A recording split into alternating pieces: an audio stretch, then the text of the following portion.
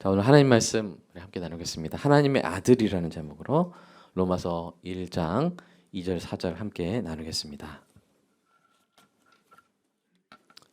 저 여러분이 교독하겠습니다. 이 복음은 하나님이 선지자들을 통하여 그의 아들에 관하여 성경에 미리 약속하신 것이라. 그의 아들에 관하여 말하면 육신으로는 다윗의 혈통에서 나셨고 함께 읽겠습니다. 성결의 영으로는 죽은 자 가운데서 부활하사 능력으로 하나님의 아들로 선포되셨으니 아멘. 좀 오늘 4절 후반절은 이제 다음 예배 시간 때 설교하겠는데요. 오늘 내용 매우 중요합니다. 기독교의 핵심 중 핵심이고 약간 어려운 부분까지 갈 거예요. 그래서 오늘 특별히 설교를 위한 우리 마음을 위한 기도를 좀 더 마음을 담아서 함께 기도하겠습니다. 시작. 사랑의 아버지 하나님, 설교자가 성령님의 인도하심으로 성경을 정확하게 설교한다면 성도가 듣는 것은 설교자의 말이 아니라 하나님의 말씀이며 성도가 마음속에서 듣는 음성은 그리스도의 음성인 줄 믿습니다. 설교되는 일에 제일 되는 목표는 내 자아의 욕구를 만족시키는 것이 아니라 나의 관심을 하나님께 합당하게 돌려서 하나님을 보고 기뻐하여 하나님께 영광을 돌리는 것임을 고백합니다. 이제 설교를 통해 오늘 나에게 주시는 하나님의 말씀을 받을 때 내 마음이 옥토가 되게 하시고 성령님의 조명하심으로 오해 없이 겸손하게 받아 회개할 것은 회개하고 위로받을 것은 위로받고 배워야 할 것은 배움으로써 백배의 열매를 맺게 하소서. 예수님의 이름으로 기도합니다. 아멘. 여러분, 세상에 여러 종교들이 있잖아요. 그런 이 종교에서 가장 중요한 것은 뭐냐면 교리입니다. 그 경전에 담긴 교리가 그 종교를 대표하죠. 그러나 이제 기독교는 다릅니다. 여러분, 기독에서 기독의 뜻이 뭡니까? 기독은 그리스도를 말합니다. 그리스도를 한자어로 이렇게 기독이라고 한 것이죠. 그러니까 기독교는 곧 뭡니까? 예수 그리스도 교입니다. 그리스도교. 존 스토트라는 아주 귀한 목사님이 이렇게 말했어요. 예수 그리스도의 인격과 사역이 기독교가 서 있는 반석이다. 오늘 본문 2절 한번 다시 한번 읽어볼까요?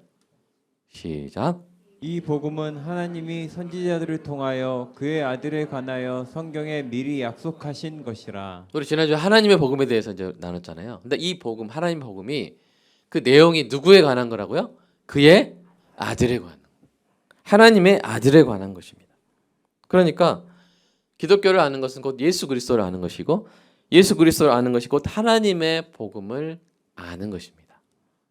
자, 그러면 예수님은 누구십니까? 오늘 본문은 예수님을 하나님의 아들로 소개하는데요. 여기서 여러분 좀 우리가 오해하지 말아야 될 것은 우리가 누가 이런 말을 할 수 있어요. 우리가 다 하나님의 아들이지.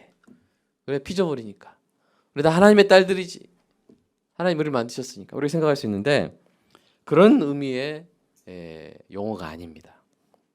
신약 성경의 저자들이 예수님을 하나님의 아들로 말할 때는 그것은 뭘 말하냐면 예수님의 신성을 말하는 거였어요. 예수님의 신성. 이는 예수님이 곧 하나님이시라는 뜻입니다. 이것을 깨달은 베드로와 도마가 제자들을 대표해서 이렇게 고백했죠.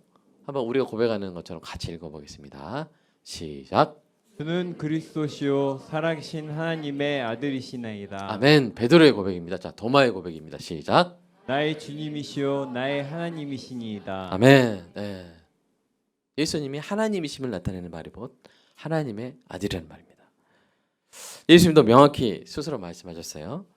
자, 읽어보겠습니다. 시작. 나와 아버지는 하나이니라. 네, 하나라고 말씀하셨어요. 예수님은 하나님의 아들이십니다. 우리가 이것을 알아야 돼요.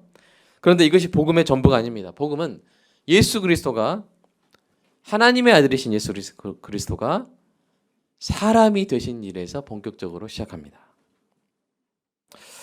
하나님의 아들이신 예수님의 신성은 그 시작이 있을까요? 없을까요? 없어요. 그 끝이 있을까요? 없을까요? 없어요. 그러니까 예수님은 영원 가운데 하나님이십니다.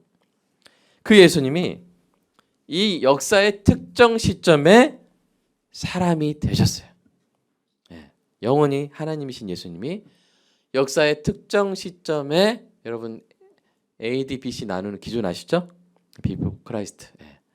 그렇게 역사의 특정 시점에 인간이 되셨고 그 후로부터 영원히 하나님이자 사람이 되셨어요. 아시겠죠? 그래서 영원히 하나님이자 사람이신 이 부분에 관해서는 예수님과 같은 분이 있을까요? 없을까요? 없어요. 온 우주상에 사람이자 하나님이신 분은 오직 한 분이신데 그분이 누구시라고요? 예수 그리스도십니다. 오늘 본문 2절 4절이 2절부터 4절이 그 사실을 가르치는데요. 다시 한번 읽어볼게요. 주의 깊게 시작. 그의 아들에 관하여 말하면 육신으로는 다윗의 혈통에서 나셨고 성결의 영으로는 죽은 자들 가운데서 부활하사 능력으로 하나님의 아들로 선포되셨으니. 말씀을 보면서 계속 제가 설명하겠습니다. 자, 바울은 먼저 예수님의 인성을 말합니다. 인성은 뭐냐면 인간이라는 부분을 말합니다. 여기서 보시면 육신으로는 이라고 보이십니까? 이게 이제 헬라어로 카타사르카라는 말인데 육신에 한정된 말이 아니에요. 이 사르카, sak스라는 말은 육신에 한정된 말이 아니라 전인, 영어로 human nature, 인간 본성을 말하는 거예요. 그러니까 예수님이 인간 본성으로는 인성으로는 어디서 나셨다? 다윗의 혈통으로 나셨다라고 말하는 거고요. 그리고 4절에 이제 신성에 대해 설명하는데요. 여러분 성결의 영으로는 이라고 해석되어 있습니다. 카타푸르마 하기오스네라고 이렇게 원문이 그렇게 되어 있는데 이것을 어떻게 해석해야 되냐면 신성으로는 이렇게 해석해야 돼요. 그러니까 다음 거 잠깐 보여주시면 육신으로는 말을 어떻게 해석해야 돼요? 인성으로는. 성결의 영으로는 말을 어떻게 해석해야 돼요? 신성으로는. 인자가 사람 인자, 신자가 하나님 신자죠. 그렇죠? 이렇게 3절이 예수님의 인성을 설명하고 4절이 예수님의 신성을 설명하는 거예요. 정리하면 예수님이 인성으로는 다윗의 혈통에서 나셨고 신성으로는 하나님의 아들로 선포되셨다는 말이에요. 자, 이것이 너무 중요한 말이 이 성경의 진리이기 때문에 제가 동사를 중심으로 이번에 여러분 동사를 초점을 두고 보세요. 자, 다시 설명해 보겠습니다. 예수님이 인성으로는 다윗의 혈통에서 나셨다라고 되어 있죠. 그죠? 나셨다. 이것은 이 동사를 쓴 이유는 뭡니까? 예수님이 존재하지 않으셨다가 자, 이 나셨다는 말의 뜻은 이렇게 생각하면 안 돼요. 아, 예수님이 존재하지 않으셨다가 예수님이 이 땅에 태어나셨을 때야 정말 이 땅에 태어나셨을 때야 존재하게 되셨구나. 이렇게 해석하면 돼요, 안 돼요? 안 되는 거예요. 인성으로는 이 땅에 오셨을 때 그때 어떤 사건이 벌어졌다? 성육신의 사건이 벌어졌다는 말씀이에요. 성육신의 사건이 일어났다는 말이에요. 예수님은 신성으로 계속 계셨지만 예수님은 이 땅에 오셔서 다윗의 혈통으로 나셨을 때 바로 그때 성육신 하셨다는 말씀이죠. 또한 자, 4절의 동사를 보겠습니다. 예수님이 부활하여 능력으로 하나님의 아들로 선포되셨다 그랬죠. 이 말은 이렇게 해석하면 안 돼요. 부활하심으로 비로소 하나님의 아들이 되셨다. 자, 그렇게 해석하면 뭐가 문제가 되죠? 자, 예수님은 성육신하기 전에도 하나님의 아들이셨습니다. 부활하셔서 막 인정되신 게 아니에요. 부활하셔서 드디어 하나님의 아들이 되신 게 아닙니다. 원래 하나님의 아들이셨고 원래 하나님의 아들이셨는데 이 땅에 성육신함으로 인성으로 다윗의 혈통에서 나셨고 그리고 예수님이 죽은 자 가운데서 부활하셔서 능력 있는 하나님의 아들로 선포가 되셨다는 거예요. 비로소 하나님의 아들이라는 사실이 이 땅에서 드러나셨다는 거예요. 예수님이 성육신 하시면서 하나님의 아들의 능력이 그 인성 안에 감춰졌는데 부활하심으로써 능력 있는 하나님의 아들이심이 드러나고 선포된 것입니다. 다시 좀 쉽게 말하면 예수님이 아기로 태어나시고 이 땅에 인간으로 걸으셨을 때 사람들이 딱 보고 하나님의 아들이다 하는 것을 알았어요? 몰랐어요? 몰랐어요. 그러나 예수님 부활하신 후에는 누구든지 예수님을 보면 뭘 알아요? 하나님의 아들이시구나 하는 것을 바로 알게 되었다는 말입니다. 자, 그러면 바울은 왜 예수님이 구체적으로 다윗의 혈통에서 나셨다고 했을까요? 왜냐하면 예수님은 수많은 사람들 중에 무작위로 막 랜덤으로 나신 것이 아니라, 그런 수많은 사람들 중 하나로 무작위로 나신 것이 아니라 2절에 말한 대로, 2절을 잠깐 한번 보여줄 수 있을까요? 2절에 말한 대로 하나님이 선지자들을 통하여 성경에 미리 약속하신 분으로, 그죠? 하나님이 선지자들을 통하여 성경에 미리 약속하신 대로 바로 그분으로 이 땅에 오셨기 때문입니다. 그래서 여러분, 구약에는요, 예수님이 태어나실 장소, 백성에게 받으실 대접, 죽음의 과정, 부활의 사실이 다 예언이 되어 있어요. 그 중에서 하나가 뭐냐면 예수님 바로 다윗의 혈통에서 나실 것이라는 약속이 있는 거예요. 자, 그럼 정말로 그 약속이 어디 있습니까? 라고 할 수 있죠. 자, 이사야 선지자가 예언했고요, 예레미야 선지자가 예언했는데 한번 차례대로 한번 읽어보겠습니다. 시작.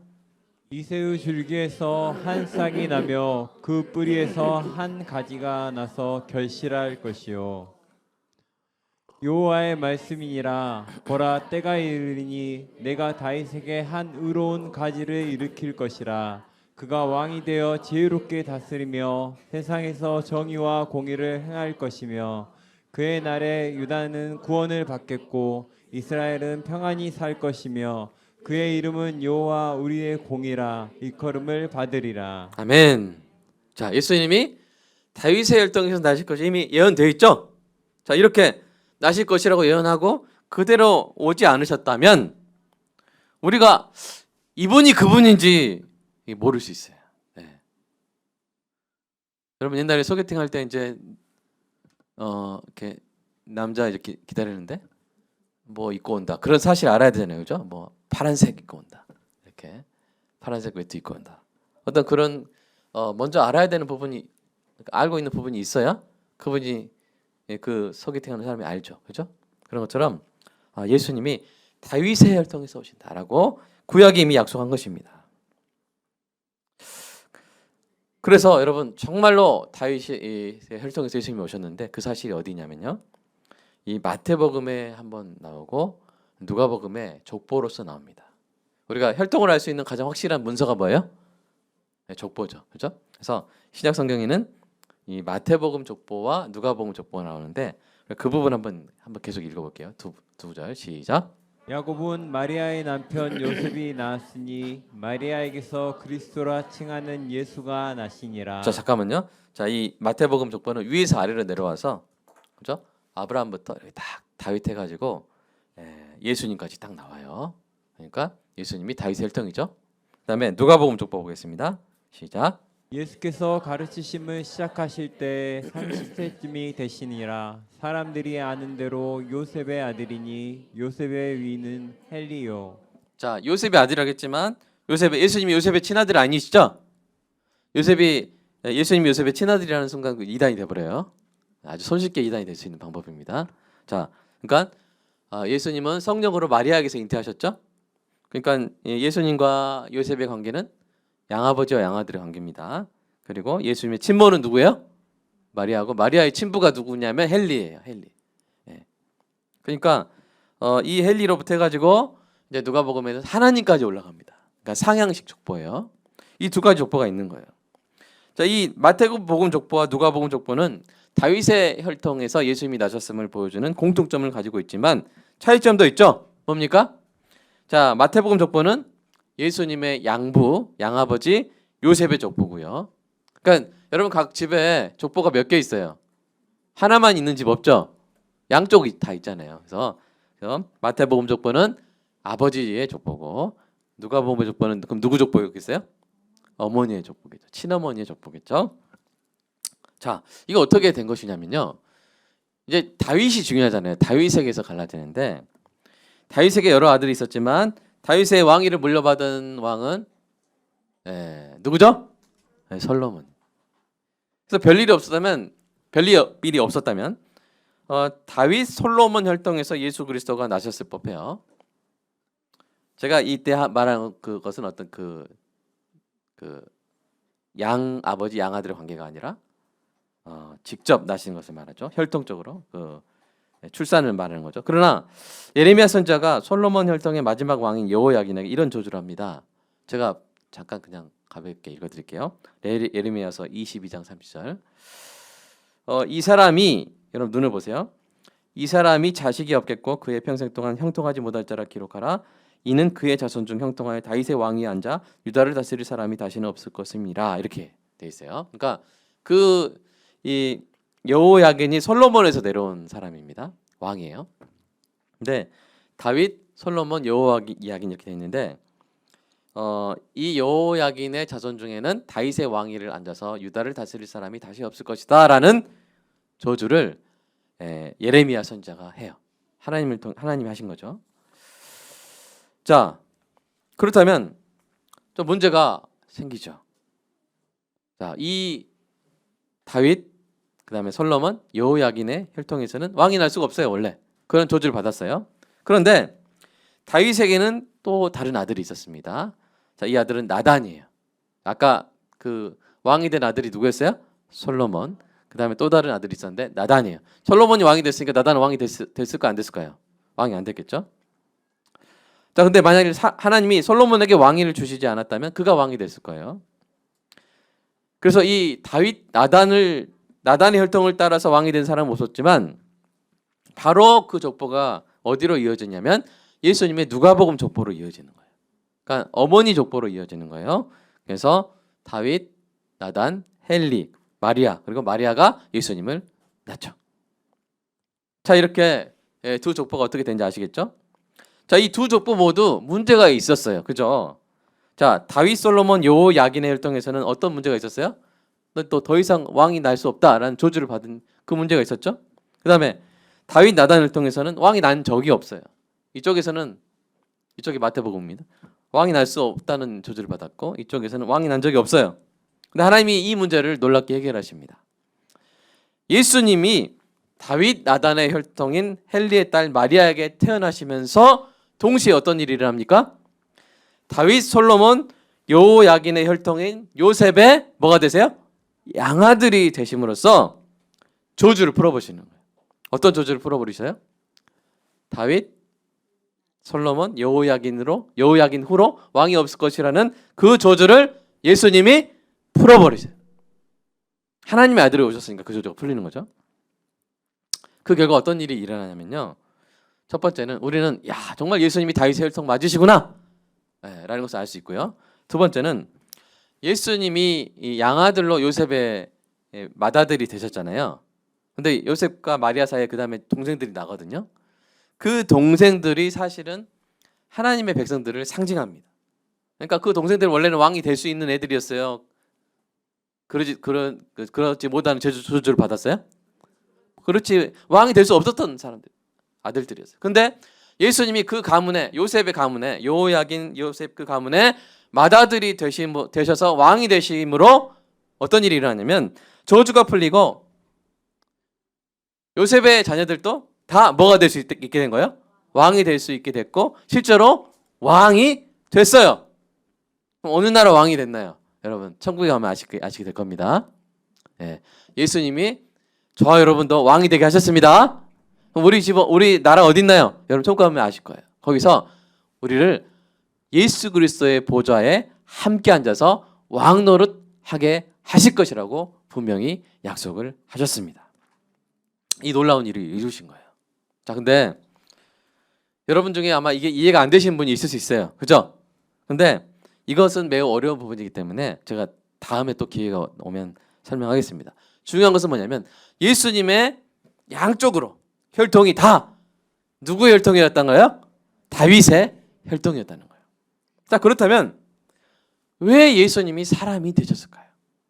우리가 사람이 되신 것 사실을 지금까지 알았어요. 사람이 되셨을 뿐만 아니라 구체적으로 구약이 약속한 대로 다윗의 혈통에서 나셨다.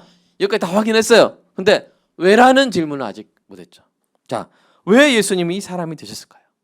그 이유를 설명할 수 있는 구절이 바로 갈라디아에서 나오는데요. 한번 읽어보겠습니다. 자, 시작. 때가 참에 하나님이 그의 아들을 보내사 여자에게서 나게 하시고 율법 아래 나게 하시는 것은 율법 아래 있는 자들을 속량하시고 우리로 아들의 명분을 얻게 하려 하심이라. 아멘. 자, 말씀을 보면서 들어보세요. 예수님이 그 아들을 보내서 사람이 되게 하신 것을 이제 갈라디아서에서는 여자에게서 나게 하신. 자, 여자 말고 남자에게서 나신 분 없죠? 다 우리 여자에게서 났단 말은 뭐가 됐단 말이에요? 사람이 되었단 말이에요. 자, 근데 그 여자에게서 나셨다는 것이 무엇을 의미하냐? 율법 아래 나게 하셨다는 거예요. 그러니까 사람이 됐다는 것은 뭘 의미한다고요? 법 아래 나게 하셨던 거예요. 법 아래. 자, 하나님은 법을 만드신 분이죠. 법 아래 있어요? 법 위에 계세요? 법 위에 계세요. 사람은 하나님 법의 그 아래에 있죠. 그죠? 자, 근데 그렇게 사람이 되어서 율법 아래 나신 것은 그 뒤에 내용을 보면 율법 아래에 있는 백성들을 뭐 하기 위해서? 속량하기 위해서. 속량한단 말은 구원한단 말이에요. 예. 죄값을 치러서 구원해 준단 말이에요. 자, 구원해 주기 위함이었어요. 자, 우리가 이제 예수님 우리를 구원하셨다는 말을 들을 때 어떤 사람들이 좀 이렇게 감동이 없을 수 있는 이유는 뭐냐면 구원 받아야 되는 상태인지도 모르는 사람이 많아요. 내가 구원이 필요한 상태인지도 모르는 사람이 많아요. 그러면 우리가 어떤 상태에 있었는지 제가 먼저 설명하겠습니다. 자, 율법, 즉 하나님의 법 아래 있는 우리에게는 두 가지 큰 문제가 있었어요. 그것은 뭐냐면 우리가 아담 때부터 하나님의 법을 어겨서 그 죄값을 치러야 했다는 사실. 우리는 죄값을 치러야 했어요. 자, 이게 첫 번째 문제였어요. 그거야 뭐 몇천만 원 내면 되는 거 아닌가요? 아니에요. 우리가 다 죽어야 돼요. 우리의 죽음으로만 치를 수 있는 죄값이에요. 자, 두 번째는 그것만 되는 게 아니라 죄를 어겼으니까 죄값을 치러야 된다. 그것만이 문제가 아니라 또 우리가 하나님의 법을 온전히 지켜야 돼요. 하나님의 법을 온전히 지켜야 돼요. 하나님을 마음과 뜻과 정성과 힘을 다해 사랑해야 되고 내 이웃을 내 몸과 같이 사랑해야 돼요. 근데 이것이 쉽습니까? 어렵습니까? 매우 어렵죠. 이것을 하나님과 같이 지켰어야 돼요. 하나님의 법을 온전히 지켜야만 오늘 본문에 나온 것 저기 갈라디아서 말씀에 나온 것처럼 아들의 명분을 얻을 수 있어요. 그런데 이것이 우리의 노력으로는 불가능했다는 사실입니다. 자, 이 부분이 복음의 핵심인데요. 제가 비유를 들어볼게요. 어떤 죄수가 감옥에 있는 사형수예요. 이 사형수를 모범 시민으로 만들어야 되는 상황이에요. 사형수를 모범 시민으로 만들어야 되는 상황인데 이 사형수는 두 가지 해결해야 될 문제가 있죠. 첫 번째 뭡니까? 자기 죄값을 해결해야 되죠. 그 다음에 두 번째 뭐예요?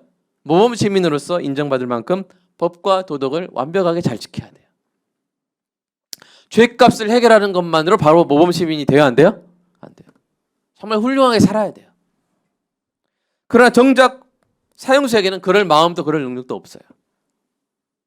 그러니까 이것을 네 글자로 뭐라고 말합니까? 구제불능이라고 말하는 것이죠. 이처럼 율법 아래에 있는 우리에게는 희망이 없었습니다. 율법을 어긴 죄값을 해결할 수 없었고 율법을 완전히 지킬 수도 없었어요. 이런 구제불능의 상태에 빠진 우리를 구하기 위해서 어떤 일을 하셨냐면 하나님이 그 아들을 우리와 같이 율법 아래 나게 하신 거예요. 우리의 상황에 처하게 하신 거예요. 그래서 예수님이 우리와 같이 율법 아래 나심으로써 어떻게 우리를 구하셨냐면요. 첫 번째, 우리의 죄값을 예수님이 우리를 위한 제물이 되심으로 해결하셨어요. 자, 그 부분 한번 히브리서에서 이렇게 설명합니다. 읽어보겠습니다. 시작. 그러므로 주께서 세상에 임하실 때 이르시되 하나님이 이 제사와 예물을 원하지 아니하시고 오직 나를 위하여 한 몸을 예비하셨도다. 이 뜻을 따라 예수 그리스도의 몸을 단번에 드리심으로 말미암아 우리가 거룩함을 얻었노라. 네, 제물은 뭐냐면 제물은 뭐예요? 이 구약에서 제물은 누군가 나를 대신해서 죽는 존재예요. 그래서 이제 어린 양을 바친다. 그러면 내가 사랑하는 어린 양에게 내가 안수를 합니다. 제사를 드릴 때 내가 안수를 해요. 그 안수는 뭐냐면 나의 죄를 전가한다는 것입니다. 그리고 내가 그 어린 양을 죽입니다. 제사장이 죽이는 게 아니고 내가 죽여요. 그러니까 그 어린 양은 죄가 없는 어린 양인데 나를 대신하여 죽는 것이죠. 근데 예수님이 사람이 되셔서 사람이 되셔야만 사람의 어린 양이 사람을 위한 제물이 될 수 있거든요. 그래서 사람이 되셔서 우리를 위한 제물로서 죽으심으로 그걸 누가 예비하셨다고요? 하나님이 예비하셨다고요. 그렇게 들이심으로 우리가 율법 아래에 있는 우리가 치러야 했던 죄값을 우리가 치른 게 아니라 누가 치렀어요? 예수님이 치르신 거예요. 그게 바로 예수님이 하신 일의 첫 번째 의미입니다. 이것은 예수님이 사람이실 뿐 아니라 사람이 되셨을 뿐 아니라 죄가 없으신 하나님의 아들이었기 때문에 가능했어요. 왜냐하면 죄 있는 사람이셨다면 자기 죄로 죽으시는 거죠. 그렇죠? 어떤 A라는 사형수가 B라는 사형수 대신 죽을 수 있어요? 간수한테 내가 B라는 사형수 대신 죽겠어 하면 간수가 뭐라고 했어요? 아, 니는 네 죄로 죽는 건데? 하겠죠. 예수님은 죄가 없으셨기 때문에 죄가 없으신 거룩하신 하나님의 아들이 사람이 되셔서 우리를 위한 제물이 되셨기 때문에 그 목숨값으로 우리를 구속하신 것입니다. 바로 이 일을 위해서 하나님의 아들이 사람이 되신 것이죠. 자, 근데 이것이 전부가 아니에요. 이거는 복음의 절반에 해당하는 거예요. 복음의 나머지 절반은 뭐냐면 예수님이 우리의 죄값을 치르셨을 뿐 아니라 예수님이 이 땅에 오셔서 우리가 지켜야 했던 모든 율법을 다 지키셨어요. 자, 율법의 핵심 뭐라고 했죠 아까? 첫 번째, 하나님을 내 마음과 뜻과 성품과 목숨을 다해 사랑해야 되죠. 그죠? 두 번째 뭐였어요? 내 이웃을 내 몸과 같이 사랑해야 되죠. 그것을 예수님이 다 이루셨죠. 그죠? 하나님께 온전히 순종하셨고 백성을 정말 사랑하셨고 여러분 누군가 이웃을 내 몸과 같이 사랑하는 것의 절정이 뭐예요? 그 사람을 위해서 대신 죽는 거잖아요. 그죠? 그것보다 더 이웃을 내 몸처럼 사랑할 수 있는 방법이 있나요? 예수님이 그렇게 하셨어요. 여러분 사랑은 율법의 완성이라겠죠? 그렇죠? 그 십자가 사랑으로 다 이루신 거예요. 그렇게 하심으로 어떻게 하셨냐면 자 로마서 5장 19절 읽어보겠습니다. 시작.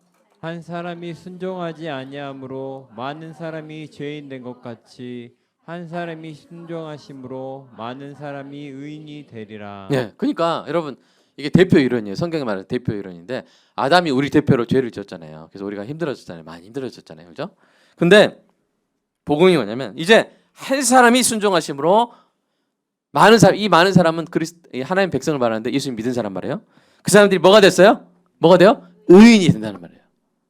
모두가 각자 자신의 노력으로 의인이 되는 것이 아니라 그렇게 될 수가 없다는 거 우리가 알잖아요. 성경이 그렇게 진단했어요. 그것이 아니라 예수님이 우리를 대표하여 율법을 온전히 이루심으로 의를 완성하셨는데 그 의를 누구한테 주셨어요? 우리에게 주셨다는 거예요. 예수님을 믿는 자에게 전가하심으로 전가가 이렇게 줬다는 말이거든요. 전가하심으로 우리를 의인이 되게 하신 줄로 믿습니다. 이와 같은 일을 하신 거예요. 이와 같은 일을 하시기 위해서 뭐가 되신 거예요? 사람이 되신 거예요. 율법 아래 나신 것입니다. 그래서 앞에 든 비유를 마무리하자면 감옥에 있는 사형수의 죄값을 대신 치르셨을 뿐 아니라 그 사형수를 대표하여 완전한 삶을 사시고 그 의를 사형수에게 전가하여 모범 시민으로 인정받게 하신 거예요. 아시겠죠? 이것이 바로 예수님이 사람이 되신 이유입니다. 다시 한번 말씀드릴게요. 예수님이 사람이 되신 것은 우리를 위해 죽을 제물이 되기 위함이었고 동시에 우리를 대표하여 율법에 완전히 순종하심으로써 우리를 의롭게 하시기 위함이었습니다.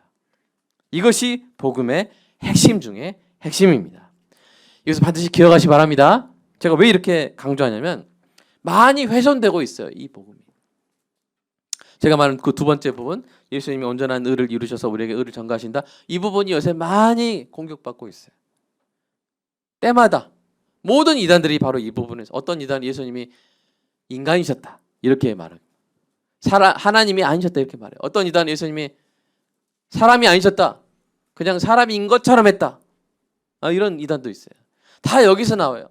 기독교는 예수 그리스도에 관한 복음이기 때문에 다 여기서 문제가 생겨요. 여러분 여기 정확히 하시기를, 이 부분 정확히 알아서 어떤 이단에도 빠지지 마시기를 주님의 이름으로 축복합니다.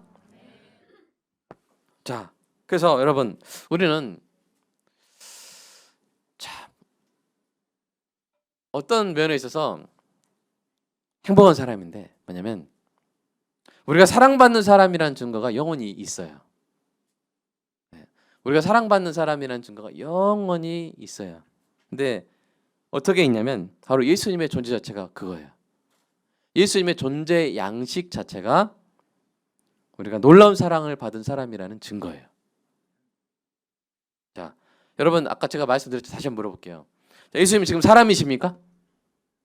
예수님이 지금도 사람이세요? 자, 다시요. 예수님 지금 사람 아니세요? 사람이세요? 사람이세요. 자, 색깔 두 번째로 했죠. 자, 지금도 사람이세요? 아멘. 지금도 사람이세요. 하나님이시면서 지금도 사람이세요. 예수님이 이 땅에 오셔서 공생에 33년간 사람이셨다가 아이고 이제 힘들었다. 다 벗고 이제 그냥 하나님으로 옮기신 게 아니에요. 예수님은 이미 성육신 하실 때 결정하신 거예요.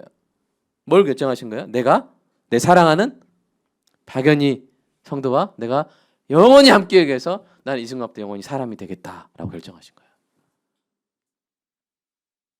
여러분 옛날에 그 영국의 왕세자가 그 민간인 아가씨랑 결혼하려고 그냥 왕의 신분 그 내려놨잖아요. 그런 것처럼, 그죠?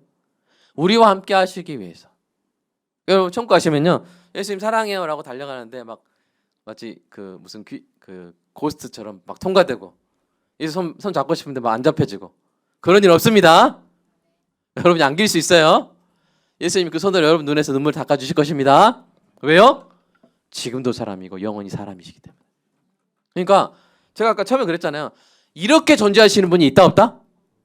온 우주 만물에 하나님이시면서 사람으로 존재하시는 분이 없어요.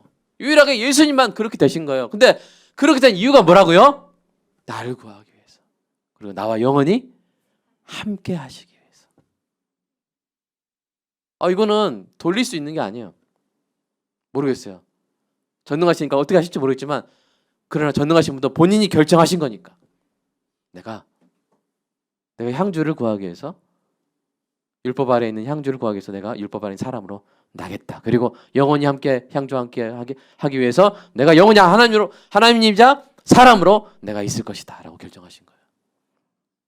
그래서요, 예수님이 지금 그 천국에 계신 모습을 사도 요한이 봤는데 그 모습을 이렇게 글초상화로 그렸어요. 글초상화. 한번 읽어볼까요? 자, 시작.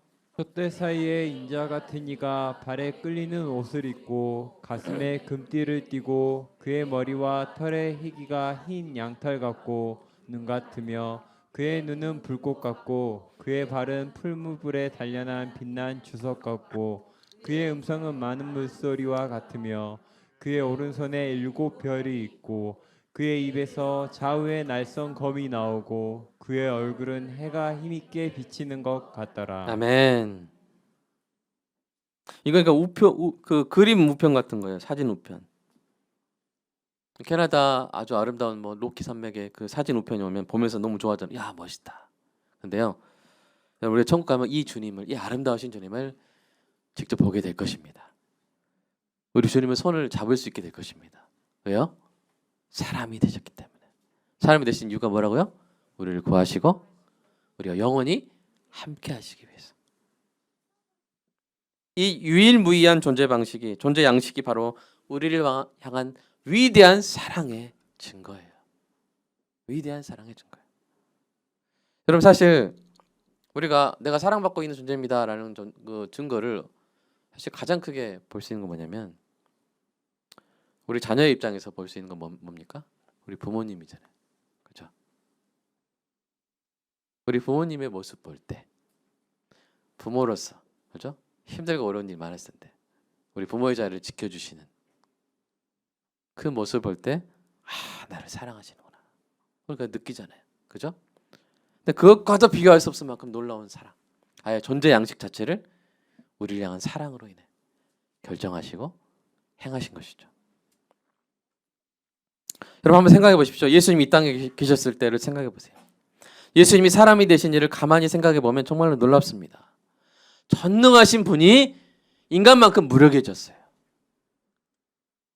한없이 높으신 분이 한없이 낮아지셨어요. 시작도 끝도 없는 영원한 존재가 시간의 흐름 속에 들어오셨어요.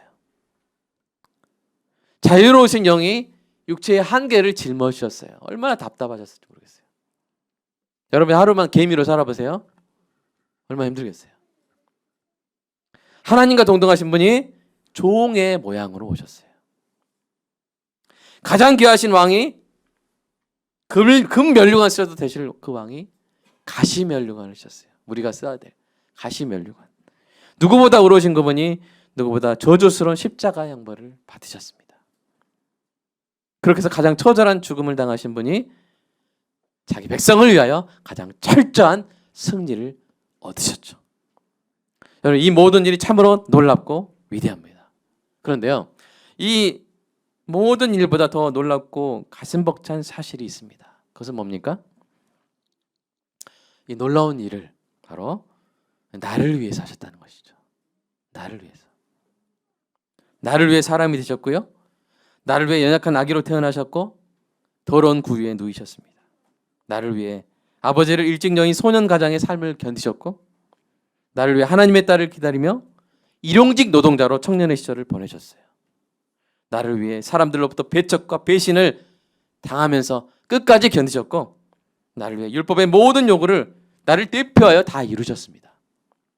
말씀으로 물을 만드신 분이, 여러분 예수님 말씀으로 물을 만드신 분이니 나를 위해 목마름을 견디셨어요. 온 우주의 생명을 먹이시는 예수님이 나를 위해 40일을 줄이셨습니다. 나를 위해 가시면류관을 쓰시고 십자가를 지셨죠. 나를 위해 이 모든 것을 이루기 위해 나와 같이 율법 아래 거하신 것입니다. 저는 이 사실이 너무나도 놀랍습니다. 나를 생각하면 더 그렇습니다. 여러분도 저와 같습니까? 그렇다면 이 놀라우신 하나님의 아들을 자랑하시기 바랍니다. 자랑하세요. 여러분 하나님의 아들을 기뻐하지 않는 것처럼 배은망덕한 일이 없어요. 하나님의 아들이 사람이 되셨다 하는 이 사실을 기뻐하지 않는 것만큼 배은망덕한 일이 없는 것입니다. 반대로 하나님의 아들 예수 그리스도를 자랑하는 것처럼 능력 있는 전도가 없습니다. 여러분 전도자 되시기 바랍니다. 전도자가 뭐 하는 사람이라고요? 예수 그리스도를 자랑하는 사람이라고요. 전도하지 않는 것은 뭐 하지 않는 거예요? 예수 그리스도를 자랑하지 않는 거예요.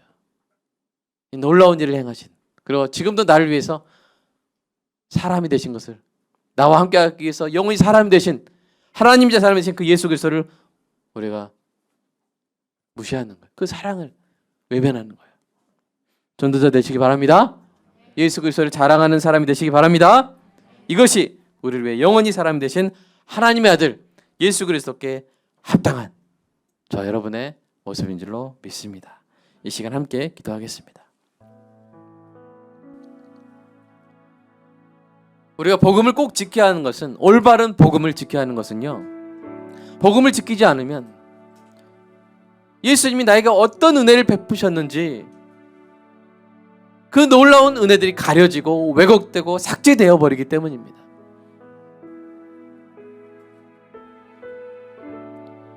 여러분 부모님이 여러분에게 했던 그 사랑과 여러분에게 자녀에게 베푸셨던 그 은혜를 잊기 원하십니까? 아니죠. 알기 원하죠. 우리가 효를 다하기 위해서도 그렇고요. 우리가 그런 사랑을 받은 존재라는 사실이 부모님에게서 사실은 그런 사랑을 받은 존재라는 사실이 우리의 가슴을 채워주기 때문입니다. 내가 이런 사랑을 받았구나, 내가 이 놀라운 사랑을 받은 존재구나 하는 사실이 나의 자존감을 채우고 나의 기쁨을 채우고 내가 다른 사람을 사랑할 수 있는 원동력이 되기 때문입니다. 그러니까 우리가 복음을 온전히 알아야 되죠. 하나님의 아들이신 예수 그리스도가 날 이렇게까지 사랑하셨구나, 내가 이렇게 사랑받는 존재구나. 그래서 내가 어떤 사람에게, 직장 상사에게 무시당하고 악인들에게 이 땅 가운데 고통받아도 내가 견딜 수 있고 내가 귀한 존재라는 사실을 언제나 잊지 않을 수 있는 이유는 복음 때문이구나. 나를 사랑하사 나의 죄값을 치르시고 나를 의인으로 만드시기 위해서 율법 아래 나신 예수 그리스도가 성육신 이후로 영원히 나를 위해 사람으로 계시는구나. 하나님이자 사람으로 온 우주에서 유일무이한 존재의 양식으로, 사랑의 증거로, 바로 나를 향한 사랑의 증거로 지금도 계시구나. 사탄은요 이거를 막아버리려고 그래요. 사탄은요 이걸 잊어버리게 만들려고 그래요.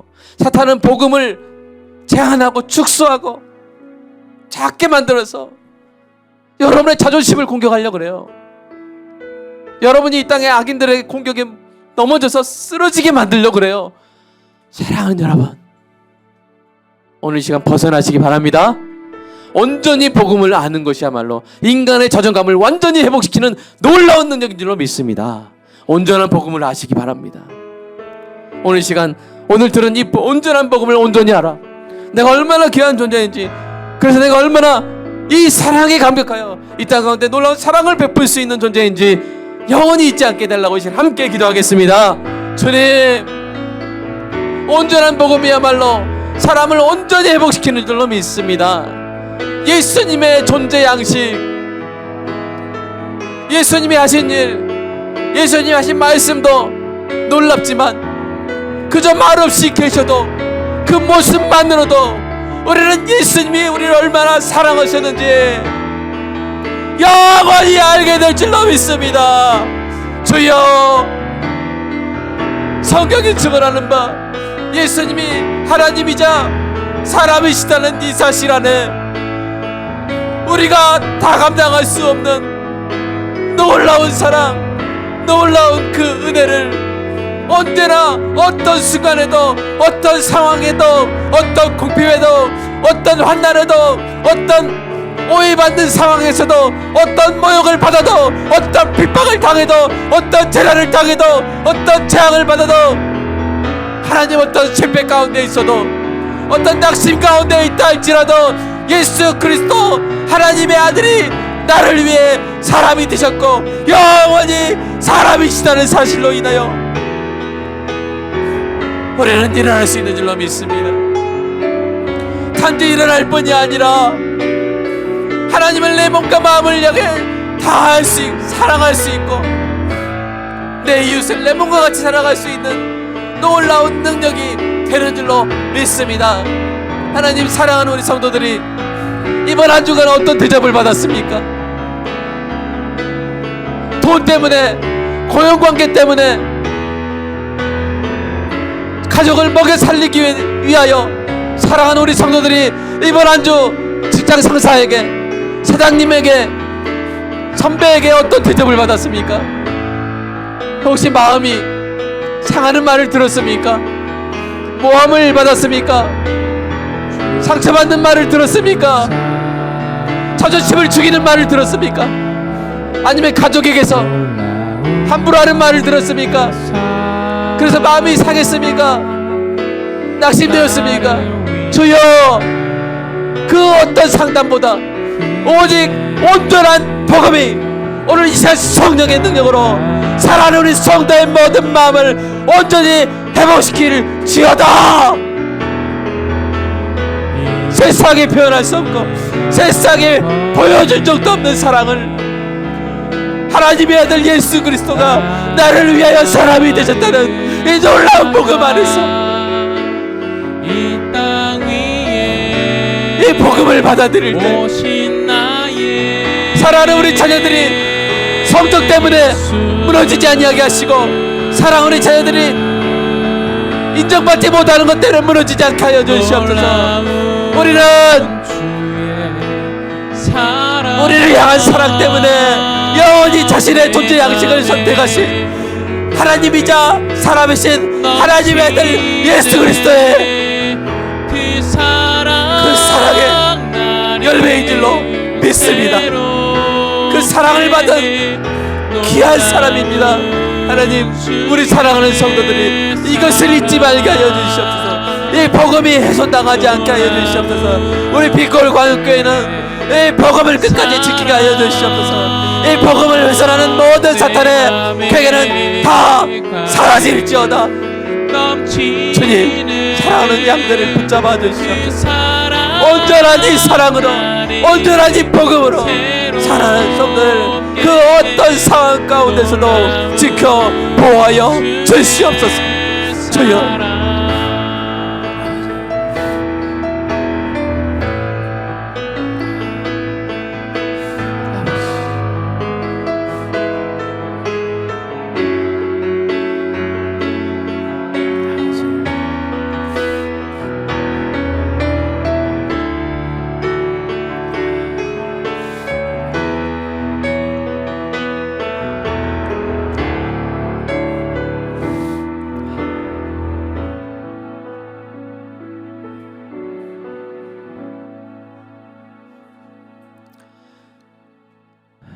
지금 있으신 그 모습 자체가 우리를 향한 사랑의 증거이신 하나님의 아들 예수 그리스도를 사랑합니다.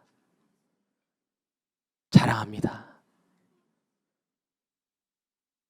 늘 계신 그 모습 자체가 내가 얼마나 귀한 존재인지, 내가 얼마나 놀라운 사랑을 받았는지에 대한 부인할 수 없는 사랑의 증거이기 때문에 오늘 이 시간 성령으로 사랑하는 성도의 상처받은 마음들이 온전히 회복되게 하여 주시옵소서. 그 어떤 상담보다, 그 어떤 보상보다 오직 이 온전한 복음만이 우리를 다시 회복시키는 줄로 믿습니다. 주일마다 이렇게 완전히 회복되게 하여 주시옵소서.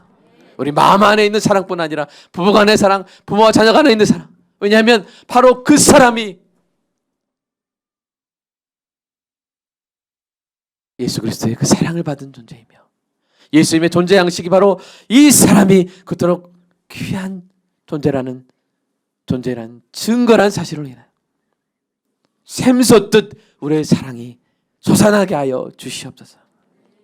주님, 주일마다 이렇게 온전한 복음으로 온전한 회복을 받아 세상 가운데 온전한 사랑을 베풀 수 있는, 그리고 하나님을 온전하게 사랑할 수 있는 우리 모두가 되게 하여 주시옵소서. 우리 빛골 광교에서 이 온전한 복음이 온전히 지켜지게 하여 주시옵소서. 주님, 사랑하는 마음으로 감사한금 주일원금 11조 드렸습니다. 우리의 마음을 주님 아시죠? 주님, 우리의 삶 가운데 놀라운 주님의 사랑을 영원히 끊임없이 부어 주시옵소서. 예수님의 이름으로 기도합니다. 아멘.